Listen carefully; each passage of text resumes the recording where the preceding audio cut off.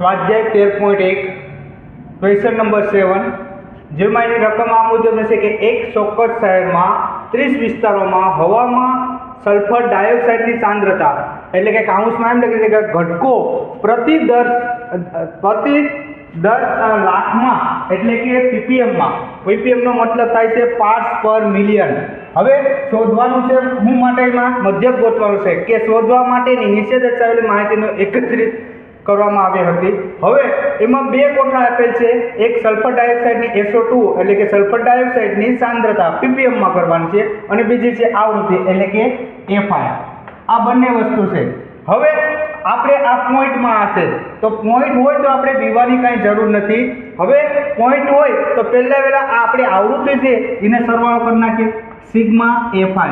Sigma FI એટલે કે 9 ને 9 18 19 20 ને આ 2 4 ને 4 8 28 ને 2 30 આ 30 થઈ ગયા. સિગ્મા FI 30 થઈ ગયા. હવે XI ગોતવાનો છે આપણે તો XI ગોતવા માટે આ બંનેનો સરવાળો 0.04 અને 0.00 બંનેનો સરવાળો કરી એને ભાગ્યા 2 કરો એટલે જવાબમાં આવશે 0.02.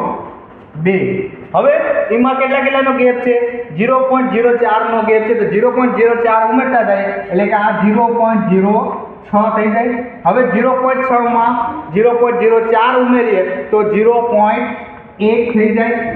હવે 0.1 માં 0.04 ઉમેરીએ તો 0.14 થઈ જાય.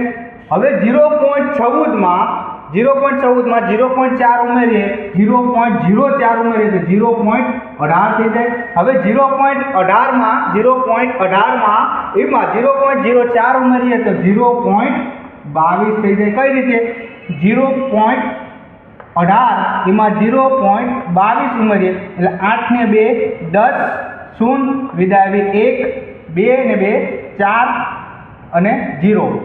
રેડી?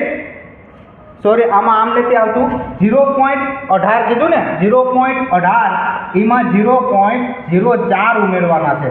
સોરી ભૂલ થઈ ગઈ મારાથી 4 માં 8 માં 4 નાખીએ એટલે કે 12 થાય.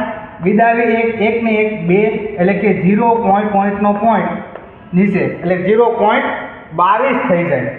રેડી? હવે 0.22 થઈ ગયા તો આપણે પ્રત્યક્ષ રીતે આ દાખલો કરવાનો છે. તમારે જે રીતથી ફાવે એ રીતથી કરી શકો છો. સિગ્મા FI માં કોનો ગુણાકાર XI નો ને FI નો બંનેનો ગુણાકાર કરો તો પહેલા એક યાદ રાખવાનું પોઈન્ટ છે 4 2 8 થાય તો 0.08 જવાબ લખી નાખવાનો. ખ્યાલ કરો પોઈન્ટ જેમ છે એમ જ લખી નાખવાના 0.08.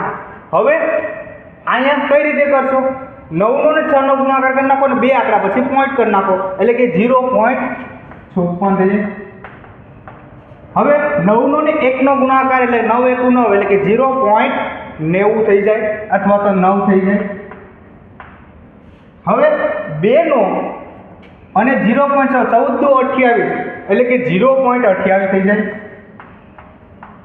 18 નો ને 4 નો 18 4 72 માં 0.72.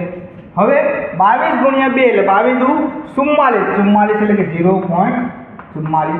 હવે આ પોઈન્ટનો સરવાળો કઈ રીતે કરવો સિગ્મા FI XI પોઈન્ટનો સરવાળો કરવા માટે બધી એકારે ન કરાય. આવી રીતના 0.08 એમાં 0.56 નાખીએ એટલે કેટલા થાય 8 ને 4 12 12 ને 6 અને 0.62 આવી ગયા.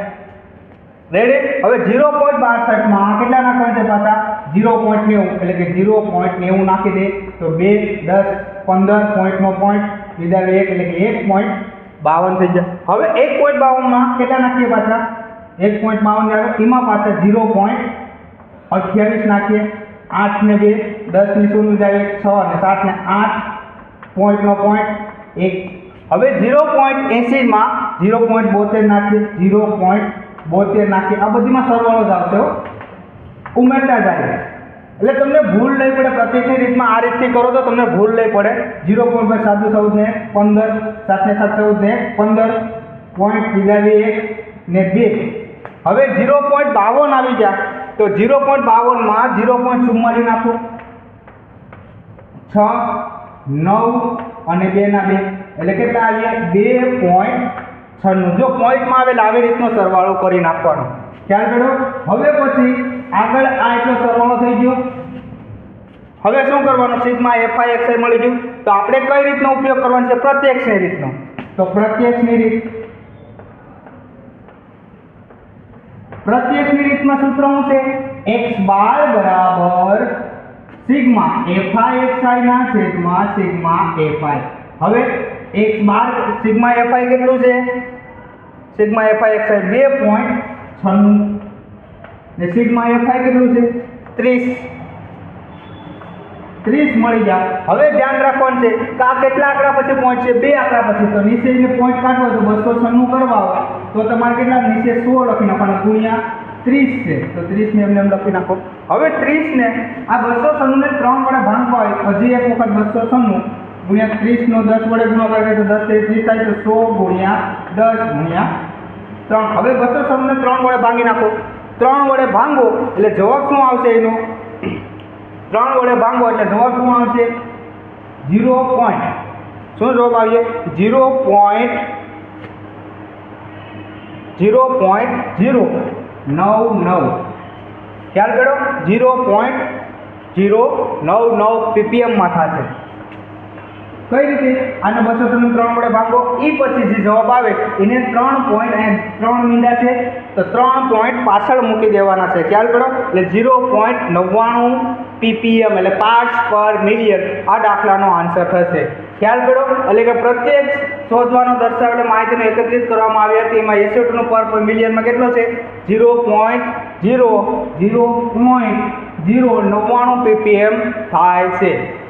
જોઈ લો, આ દાખલો આખી રીતનો પ્રત્યક્ષ રીતથી કરવામાં આવેલો છે. ચેક કરી લો. Thank you.